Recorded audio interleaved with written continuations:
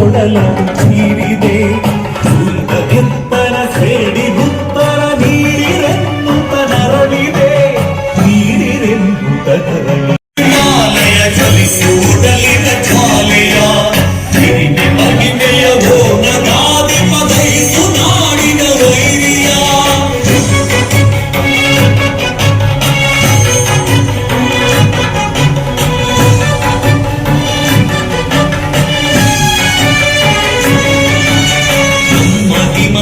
ನಮ್ಮ ನೆಲ ಜಲ ಎಂದು ನುಡಿಗುವೆ ನಾಲಿಗೆ ಶ್ರದ್ಧೆ ಭಕ್ತಿಯ ಕಾರ್ಯ ಕೇಳಿಸುವ ಬಲವಿಗುವೆ ಕೈ ಕಾಲಿಗೆ ನಮ್ಮ ಹಿಮನಗ ನಮ್ಮ ನೆಲ ಜಲ ಎಂದು ನುಡಿಗುವೆ ನಾಲಿಗೆ ಶ್ರದ್ಧೆ ಭಕ್ತಿಯ ಕಾರ್ಯ ಕೇಳಿಸುವ ಬಲವಿಗುವೆ ಕೈ ಕಾಲಿಗೆ ನಮ್ಮ ನಾಗಿರ ತೀರ್ಥ ಕ್ಷೇತ್ರವು ಉಳಿಯುತ್ತಿರಲರೆ ರಂಗಸ ಎಂದು ನಿಲ್ಲಲಿ ಗ್ರಾಮ ಗ್ರಾಮದ ರಾಮ ಲಕ್ಷ್ಮಣ ತಾಮಸ ಎಂದು ನಿಲ್ಲಲಿ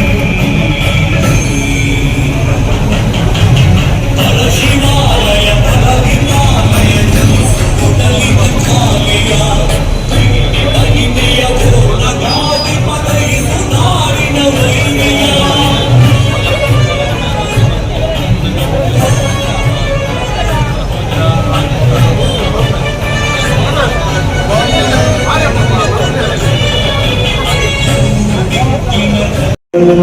जहाँ झूम के भंगड़ा पायस का आबाद रहे वो गाँव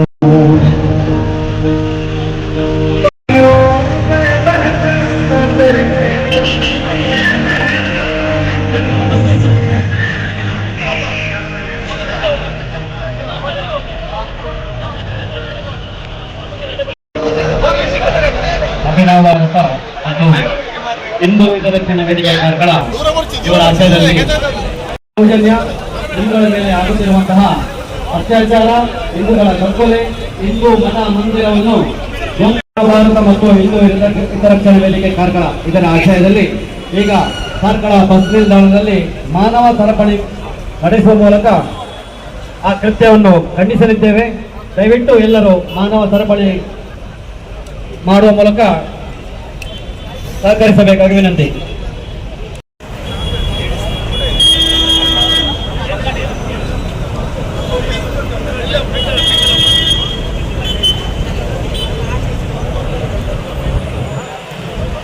ಮೇಲೆ ನಡೆಯುತ್ತಿರುವ ದೌರ್ಜನ್ಯ, ಕೊಲೆ, ಅತ್ಯಾಚಾರ ಹಾಗೂ ಮಠ ಮಂದಿರ ಮೇಲಿನ ದೌರ್ಜನ್ಯವನ್ನು ಖಂಡಿಸಿ ಈಗ ನಾವು ಬಸ್ ನಿಲ್ದಾಣದಲ್ಲಿ ಮಾನವ ಸರಪಳಿ ನಡೆಸುವ ಮೂಲಕ ಖಂಡಿಸುತ್ತಿದ್ದೇವೆ. ಈ ಸಭೆಯನ್ನು ಉದ್ದೇಶಿಸಿ ಪ್ರತ್ಯೇಕವಾಗಿ ನಮ್ಮ ವಿಶ್ವ ಹಿಂದೂ ಪರಿಷತ್ನ ಹಿರಿಯ ಮುಖಂಡರಾದಂಥ ಶ್ರೀಯುತ ಸುನಿಲ್ ಕೆಆರ್ ಅವರು ಪ್ರತ್ಯೇಕ बोलो भारत माता की, सनातन ಹಿಂದೂ ಧರ್ಮ की. ಅಭಿನವ ಭಾರತ ಮತ್ತು ಹಿಂದೂ ಹಿತರಕ್ಷಣಾ ಸಮಿತಿಯ ವತಿಯಿಂದ ಇವತ್ತು ಪ್ಲೇ ಕಾರ್ಡ್ಗಳನ್ನು ಹಿಡಿದುಕೊಂಡು ಒಂದಷ್ಟು ಹಿಂದೂ ಸಮಾಜ ಅನಂತ ಶಯನದಿಂದ ಬಂದು ನಾವಿಲ್ಲಿ ಮಾನವ ಸರಪಳಿಯನ್ನ ಮಾಡಿದ್ದೇವೆ. ಒಂದಷ್ಟು ಜನರಿಗೆ ಕುತೂಹಲವಿರಬಹುದು, ಯಾಕೋಸ್ಕರ ಈ ಮಾನವ ಸರಪಳಿ, ಯಾಕೋಸ್ಕರ ಸುಮ್ಮನೆ ಜನರಿಗೆ ತೊಂದರೆ ಕೊಡ್ತಾ ಇದ್ದಾರೆ ಅಂತ. ಆದ್ರೆ ಬಾಂಗ್ಲಾದೇಶದಲ್ಲಿ ಆಗುತ್ತಿರುವಂತಹ ಏನು ಇವತ್ತು ಹಿಂದೂಗಳ ಮೇಲೆ ದಾಳಿ, ದೌರ್ಜನ್ಯಗಳು, ಅತ್ಯಾಚಾರಗಳು, ನಿರಂತರವಾಗಿ ಹತ್ಯೆಗಳು ನಡೀತಾ ಇದೆ. ಇದರ ಬಗ್ಗೆ ಜನಸಾಮಾನ್ಯರಿಗೆ ಅರಿವು ಮೂಡಿಸಬೇಕೆನ್ನುವಂತಹ ದೃಷ್ಟಿಯಿಂದ ಈ ಮಾನವ ಸರಪಳಿ, ಈ ಪ್ಲೇ ಕಾರ್ಡ್ಗಳನ್ನು ಹಿಡಿದುಕೊಂಡು ಪ್ಲೇ ಕಾರ್ಡ್ಗಳಲ್ಲಿ ನಿಮ್ಮನ್ನು ಜಾಗೃತಿ ಮಾಡುವಂತಹ ಕಾರ್ಯಕ್ರಮ ಅಭಿನವ ಭಾರತ ಮತ್ತು ಹಿಂದೂ ಹಿತರಕ್ಷಣಾ ಸಮಿತಿಯಿಂದ ಇವತ್ತು ನಡೀತಾ ಇದೆ. ಬಂದಿರುವಂತಹ ಆತ್ಮೀಯ ಎಲ್ಲ ಹಿಂದೂ ಸಜ್ಜನ ಬಂಧುಗಳಿಗೆ, ಎಲ್ಲ ರಾಷ್ಟ್ರಭಕ್ತ ಬಂಧುಗಳಿಗೆ, ಬಂದಿರುವಂತಹ ಎಲ್ಲ ಸಂಘಟನೆಯ ಪ್ರಮುಖರಿಗೆ ಸ್ವಾಗತವನ್ನು ಬಯಸ್ತಾ, ನಿಂತು ಕೇಳುತ್ತಿರುವಂತಹ ಎಲ್ಲ ಹಿಂದೂ ಬಂಧುಗಳಿಗೆ ಸ್ವಾಗತವನ್ನು ಬಯಸ್ತಾ, ನಮಗೆಲ್ಲ ಗೊತ್ತಿದೆ ಒಂದಷ್ಟು ದಿನದಿಂದ ಸಾಮಾಜಿಕ ಜಾಲತಾಣದಲ್ಲಿರಬಹುದು, ಎಲ್ಲ ಕಡೆಗಳಲ್ಲಿ ಹಿಂದೂಗಳ ಮೇಲೆ ಹೇಗೆ ದೌರ್ಜನ್ಯಗಳು ಆಗ್ತಾ ಇದೆ ಎನ್ನುವುದನ್ನು ನಾವು ಮನೆಯಲ್ಲಿ ಕೂತು ನೋಡ್ತಾ ಇದ್ದೇವೆ. ನೋಡ್ತಾ ಇದ್ದು ಅಲ್ಲೇ ನಮ್ಮ ಅನುಕಂಪ, ಕರುಣೆ ಈ ರೀತಿ ಅಲ್ಲೇ ಆಗ್ತಾ ಇದೆ ಮನೆಯಲ್ಲಿ. ನಾವೇ ಯೋಚನೆ ಮಾಡ್ಬೇಕಲ್ಲ. ಇವತ್ತು ಅದೇ ಪರಿಸ್ಥಿತಿ ಮುಂದಿನ ದಿನಗಳಲ್ಲಿ ನಾವು ಇದೇ ರೀತಿಯಾಗಿ ಮನೆಯಲ್ಲಿ ಕೂತ್ರೆ ಅದೇ ಬಾಂಗ್ಲಾದೇಶದಲ್ಲಿ ಏನು ಇವತ್ತು ನಡೀತಾ ಇದೆ, ಅಲ್ಪಸಂಖ್ಯಾತ ಹಿಂದೂಗಳ ಮೇಲೆ, ಅಲ್ಲಿರುವಂತಹ ಮಹಿಳೆಯರ ಮೇಲೆ, ಅಲ್ಲಿರುವಂತಹ ನಮ್ಮ ಮಠ ಮಂದಿರಗಳ ಮೇಲೆ ಯಾವ ರೀತಿಯಾಗಿ ದಾಳಿ ನಡೀತಾ ಇದೆ ನಾವೆಲ್ಲ ತಿಳ್ಕೊಂಡಿದ್ದೇವೆ. ಮೊನ್ನೆ ಮಾತಾಡ್ತಿರ್ಬೇಕಾದ್ರೆ ಹಿಂದೂ ಸಮಾಜಕ್ಕೆ ವಿಷಯವನ್ನ ಮನೆಯಲ್ಲಿ ಕೂತು ನೋಡ್ತಿರುವಂತಹ ಹಿಂದೂ ಸಮಾಜಕ್ಕೆ ವಿಷಯವನ್ನ ಹೇಳ್ಬೇಕಂತ ಇಲ್ಲ, ಆದ್ರೆ ಜಾಗೃತಿಯನ್ನ ಮಾಡಬೇಕಾಗಿದೆ. ಪ್ರತಿಯೊಬ್ಬ ಹಿಂದೂಗೂ ಕೂಡ ಜಾಗೃತಿ ಆಗಬೇಕಾಗಿದೆ. ಅದಕ್ಕೆ ಈ ಪ್ಲೇ ಕಾರ್ಡ್ ನಲ್ಲಿರುವಂತಹ ವಿಚಾರಗಳನ್ನು ಓದಿ ಯಾವ ರೀತಿಯಾಗಿ ಬಾಂಗ್ಲಾದೇಶದಲ್ಲಿ ಹಿಂದೂ ಹೆಣ್ಮಕ್ಕಳ ಮೇಲೆ ಅತ್ಯಾಚಾರ ಆಗ್ತಾ ಇದೆ. ಇಲ್ಲೊಂದು ಸಣ್ಣ ಸ್ಕ್ರಿಪ್ಟ್ ಅನ್ನ ನಾವು ಲಾರಿಯಲ್ಲಿ ತೋರಿಸಿದ್ದೇವೆ, ಯಾವ ರೀತಿಯಾಗಿ ಹಿಂದೂ ಹೆಣ್ಮಕ್ಕಳ ಮೇಲೆ ಅತ್ಯಾಚಾರ ಆಗ್ತಾ ಇದೆ. ನಿಮಗೆ ಮತ್ತೆ ಅದನ್ನ ಕಣ್ಣ ಮುಂದೆ ಬರುವಂತಹ ಆ ದೃಶ್ಯಗಳನ್ನು ನಾವು ತೋರಿಸುವಂತಹ ಸ್ವಲ್ಪ ಸಣ್ಣ ಪ್ರಯತ್ನವನ್ನು ಕೂಡ ಮಾಡಿದ್ದೇವೆ. ಅಂದ್ರೆ ಈ ಒಟ್ಟು ಇಡೀ ಬಾಂಗ್ಲಾದೇಶದಲ್ಲಿ ಹಿಂದೂಗಳ ಮೇಲೆ ಬಹುದೊಡ್ಡ ದಾಳಿ ಆಗ್ತಾ ಇದೆ. ಅದು ಯಾವ ರೀತಿಯ ದಾಳಿ ಅಂತ ಹೇಳಿದ್ರೆ, ಇಡೀ ಹಿಂದೂ ಸಮಾಜ ಇವತ್ತು ಅಲ್ಲಿಂದ ಓಡಿ ಹೋಗ್ಬೇಕೆನ್ನುವಂತಹ ಏನೋ ಒಂದು ಅವರ ವ್ಯವಸ್ಥಿತ ಷಡ್ಯಂತ್ರ ಇದೆ. ಅದಕ್ಕೆ ಅವರು ಮುನ್ನುಡಿಯನ್ನು ಬರೀತಾ ಇದ್ದಾರೆ. ಒಂದು ರಾಜತಾಂತ್ರಿಕ ಏನು ಅಲ್ಲಿಯ ಅವ್ಯವಸ್ಥೆಯನ್ನ ಮುಂದಿಟ್ಕೊಂಡು ಏನೋ ಅಲ್ಲಿಯ ಪ್ರಧಾನಿ ಶೇಖ್ ಹಸೀನಾ ಇದ್ದಾರೆ, ಅವರನ್ನ ಕೆಳಗಿಳಿಸಬೇಕೆನ್ನುವಂತಹ ಬಹುದೊಡ್ಡ ರ್ಯಾಲಿಯನ್ನು ಮಾಡ್ತಾ ಅಲ್ಲಿಯ ಪ್ರಧಾನಿಯ ಕಚೇರಿಗೆ ದಾಳಿಯನ್ನು ಮಾಡ್ತಾ ಅವಳನ್ನು ಅಲ್ಲಿಂದ ಓಡಿಸ್ತಾರೆ. ಅದರ ಮುಂದೆ ನಡೆದಂತಹ ಘಟನೆಗಳು ವಿದ್ಯಾರ್ಥಿ ಸಂಘಟನೆಗಳಂತ ಹೇಳಿಕೊಂಡು ಏನಿವತ್ತು ರಾಜತಾಂತ್ರಿಕ ಅಲ್ಲಿರುವಂತಹ ವೈಫಲ್ಯವನ್ನ ಮುಂದಿಟ್ಕೊಂಡು ದಾಳಿಗಳು ಎಲ್ಲಿ ಆಗಬೇಕಿತ್ತು, ಯಾವ ರೀತಿಯಾಗಿ ಅಲ್ಲಿರುವಂತಹ ಪ್ರತಿಭಟನೆ ಆಗಬೇಕಿತ್ತು. ಅಲ್ಲಿ ಪ್ರತಿಭಟನೆ ಅಲ್ಲಿಯ ಪ್ರಧಾನಿಯನ್ನು ಬದಲಾವಣೆ ಮಾಡಬೇಕೆನ್ನುವಂತಹ ಆಗ್ರಹ, ಅಲ್ಲಿಯ ರಾಜಕೀಯ ವ್ಯವಸ್ಥೆಯನ್ನು ಬದಲಾವಣೆ ಮಾಡಬೇಕಂತ ಆಗ್ರಹ ಇತ್ತು. ಆದ್ರೆ ಅಲ್ಲಿ ನಡೆದಿದ್ದೇ ಬೇರೆ. ಆ ಏನು ರಾಜತಾಂತ್ರಿಕ ವೈಫಲ್ಯವನ್ನ ಮುಂದಿಟ್ಕೊಂಡು ನಿರಂತರವಾಗಿ ಅಲ್ಲಿರುವಂತ ಎಲ್ಲರನ್ನ ಹತ್ಯೆಯನ್ನ ಮಾಡ್ತಾರೆ. ನಮ್ಮ ಹಿಂದೂ ಹೆಣ್ಮಕ್ಕಳನ್ನ ಅತ್ಯಾಚಾರ ಮಾಡ್ತಾ ರಸ್ತೆಯಲ್ಲಿ ಎಸೆಯುತ್ತಾರೆ, ನಮ್ಮ ಹಿಂದೂಗಳನ್ನ ಹತ್ಯೆ ಮಾಡ್ತಾರೆ. ನಾವು ಯೋಚನೆ ಮಾಡ್ಬೇಕಲ್ಲ, ಅಲ್ಲೇನಾದ್ರೂ RSS ಇತ್ತ ಅಥವಾ ವಿಶ್ವ ಹಿಂದೂ ಪರಿಷತ್ ಇತ್ತ ಅಥವಾ ಯಾವುದೋ ಹಿಂದೂ ಸಂಘಟನೆಗಳಿದ್ವಾ? ಯಾಕೋಸ್ಕರ ದಾಳಿ? ಕೇವಲ ಹಿಂದೂ ಇಲ್ಲಿದ್ದಾರೆ ಎನ್ನುವಂತಹ ಒಂದೇ ಉದ್ದೇಶದಿಂದ ಅಲ್ಲಿ ದಾಳಿಯನ್ನ ಮಾಡ್ತಿದ್ದಾರೆ. ಅದಕ್ಕೋಸ್ಕರ ಈ ಜಾಗೃತಿ ಇವತ್ತು ಕೇವಲ ಕಾರ್ಕಳದಲ್ಲಿ ಮಾತ್ರ ಅಲ್ಲ, ಇಡೀ ರಾಜ್ಯದಲ್ಲಿ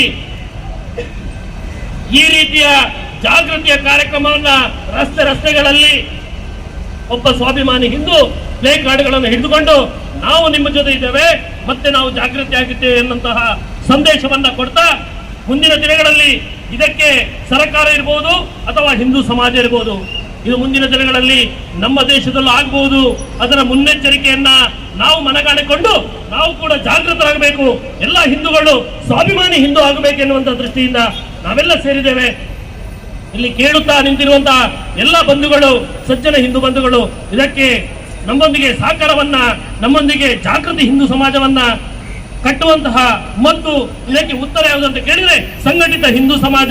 ಆ ನಿಟ್ಟಿನಲ್ಲಿ ನಾವೆಲ್ಲರೂ ಕೂಡ ಇದಕ್ಕೆ ಕೈಯನ್ನು ಜೋಡಿಸೋಣ ಅಂತ ಹೇಳ್ತಾ ನನ್ನ ಮಾತುಗಳನ್ನ ಮುಗಿಸ್ತೇನೆ.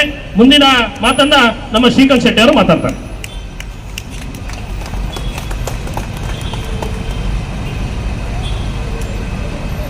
बोलो भारत माता की बोलो भारत माता की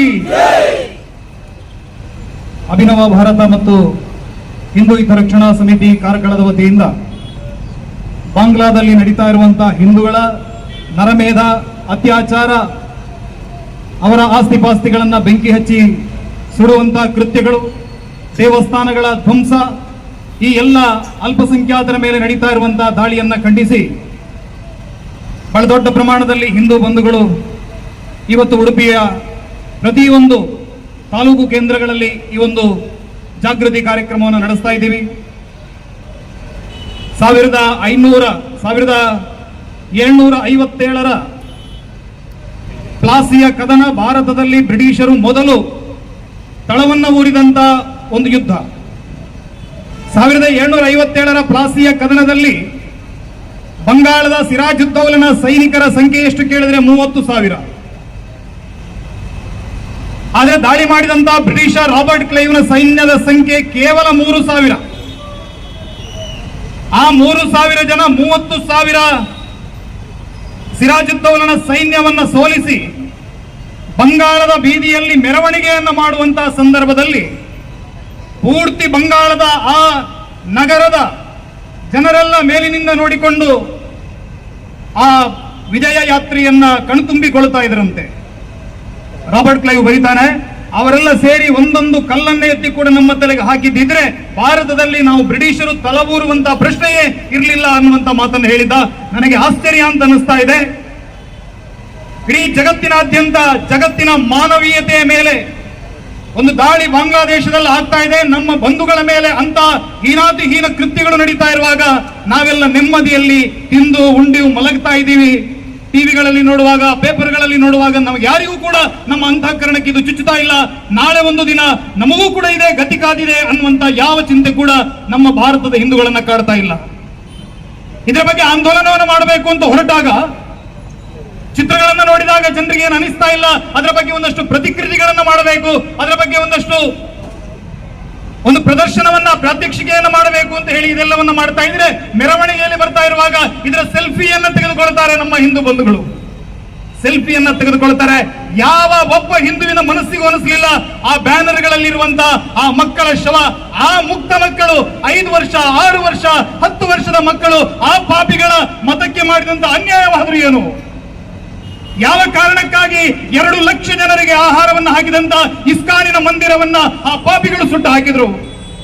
ಹಿಂದೂಗಳ ಶವವನ್ನ ತೋರಣ ಕಟ್ಟುವ ರೀತಿಯಲ್ಲಿ ಸೇತುವೆಯ ತುಂಬ ತೂಗು ಹಾಕ್ತಾ ಇದ್ದಾರಲ್ಲ, ಏನು ಸಂದೇಶವನ್ನು ಕೊಡ್ತಾ ಇದ್ದಾರೆ ಇವರು? ಈ ಎಲ್ಲ ವಿಚಾರಗಳನ್ನು ಹಿಂದೂ ಸಮಾಜ ಇವತ್ತು ಅರಿತುಕೊಂಡು ಎಚ್ಚೆತ್ತುಕೊಳ್ಳದೆ ಹೋದ್ರೆ ಇವತ್ತು ಬಾಂಗ್ಲಾದ ಹಿಂದೂಗಳಿಗೆ ಆದಂತ ಸ್ಥಿತಿ ನಾಳೆ ಭಾರತದ ಹಿಂದೂಗಳಿಗೂ ಕೂಡ ಕಾದಿದೆ. ಆ ಎಚ್ಚರಿಕೆಯ ಸಂದೇಶವನ್ನ ಮನೆ ಮನೆಗಳಿಗೆ ರವಾನಿಸಬೇಕು ಅನ್ನುವ ಕಾರಣಕ್ಕಾಗಿ ಇವತ್ತಿನ ಈ ಸಭೆಯನ್ನ ಆಯೋಜಿಸಲಾಗಿದೆ. ಬಂಧುಗಳೇ, 1971ರಲ್ಲಿ ಇದೇ ಬಾಂಗ್ಲಾದೇಶದ ಒಳಗೆ 33 ಲಕ್ಷ ಹಿಂದೂಗಳ ಹತ್ಯೆ ಆಗುತ್ತೆ. ಎಷ್ಟು? 33 ಲಕ್ಷ ಹಿಂದೂಗಳ ಹತ್ಯೆ. ಯಾವುದೋ ಜರ್ಮನಿಯಲ್ಲಿ ಹಿಟ್ಲರ್ ಮಾಡಿದಂತ ಯಹೂದಿಗಳ ಹತ್ಯಾಕಾಂಡದ ಬಗ್ಗೆ ನಮಗೆ ಗೊತ್ತಿದೆ. ಅಲ್ಲಿ ನಡೆದಂತ 60 ಲಕ್ಷ ಯಹೂದಿಗಳ ಹತ್ಯೆಯನ್ನು ನಾವು ಇವತ್ತಿಗೂ ಕೂಡ ಜಗತ್ತಿನ ಪಠ್ಯಪುಸ್ತಕಗಳಲ್ಲಿ ಓದ್ತೀವಿ. ಆದ್ರೆ 33 ಲಕ್ಷ ಹಿಂದೂಗಳ ಹತ್ಯೆಯ ಬಗ್ಗೆ, ಆ ಆಪರೇಷನ್ ಸರ್ಚ್ ಲೈಟ್ ನ ಬಗ್ಗೆ ಎಲ್ಲೂ ಕೂಡ ಮಾಹಿತಿಯನ್ನು ಕೊಡೋದಿಲ್ಲ.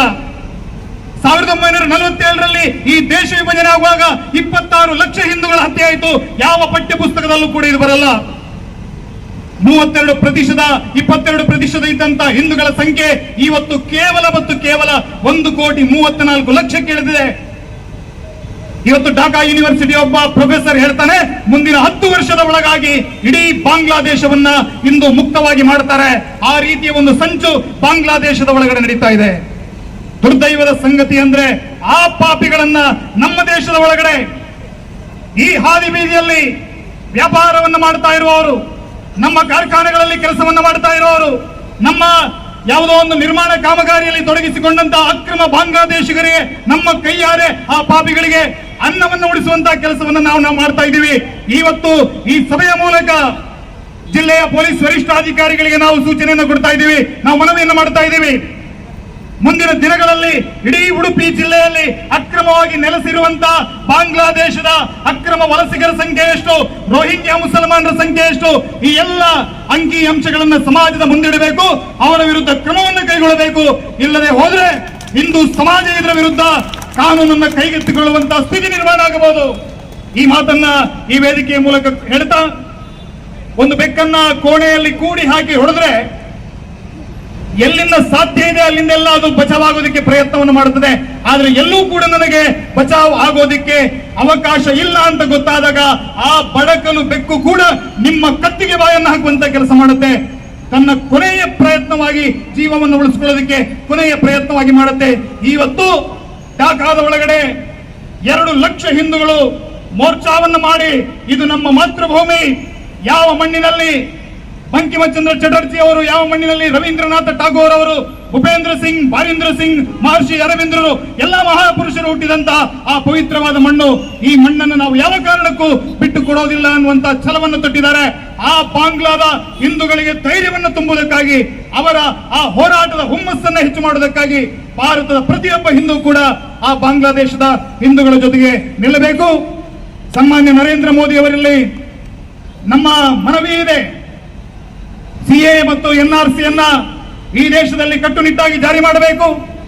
ಜಗತ್ತಿನ ಯಾವುದೇ ಮೂಲೆಯಲ್ಲಿ ಒಬ್ಬ ಹಿಂದೂ ಹುಟ್ಟಿದ್ರೆ ಆತನಿಗೆ ಆಟೋಮ್ಯಾಟಿಕ್ ಆಗಿ ಭಾರತದ ನಾಗರಿಕತೆ ಸಿಗಬೇಕು. ಯಾಕಂದ್ರೆ ಅವನಿಗೆ ತನ್ನದು ಅನ್ನುವಂತ ಏಕಮಾತ್ರ ಜನ್ಮಭೂಮಿ ಇರುವಂತದ್ದು ಭಾರತ. ಹಾಗಾಗಿ ಇಲ್ಲಿ ನಾಗರಿಕತೆ ಕೊಡುವಂತ ಪ್ರಶ್ನೆ ಇಲ್ಲ. ಜಗತ್ತಿನ ಯಾವುದೇ ಮೂಲೆಯಲ್ಲಿ ಒಬ್ಬ ಹಿಂದೂ ಹುಟ್ಟಿದ್ರೆ ಅವನು ಭಾರತದ ನಾಗರಿಕ ಆಗಬೇಕು. ಇದು ಇಸ್ರಾಯೇಲ್ ಅಲ್ಲಿದೆ. ಈ ರೀತಿಯ ಕಾನೂನನ್ನ ನಮ್ಮ ಭಾರತ, ಈ ರೀತಿಯ ನಿಲುವನ್ನ ನಮ್ಮ ಕೇಂದ್ರ ಸರ್ಕಾರ ಕೈಗೊಳ್ಳಬೇಕು. ಆ ಎಲ್ಲ ಅಲ್ಪಸಂಖ್ಯಾತರನ್ನ, ಆ ಪಾಪಿಗಳ, ಆ ನರರಾಕ್ಷಸರ ಹಿಡಿತದಿಂದ ಬಿಡಿಸಿ ಈ ಭಾರತದ ಗಡಿಯೊಳಗೆ ತರಬೇಕು.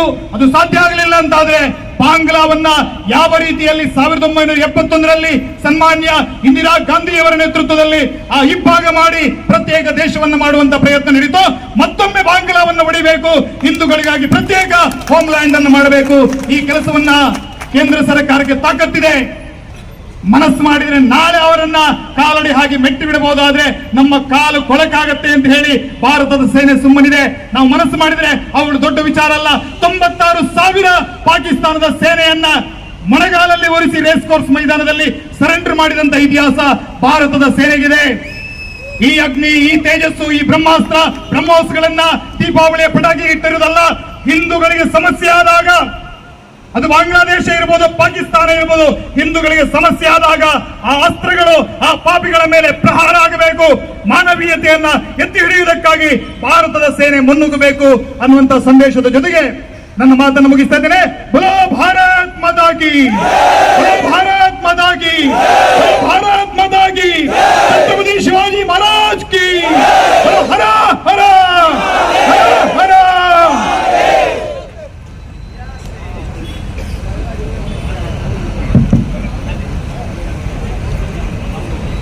ಈ ಒಂದು ಬಾಂಗ್ಲಾದೇಶದ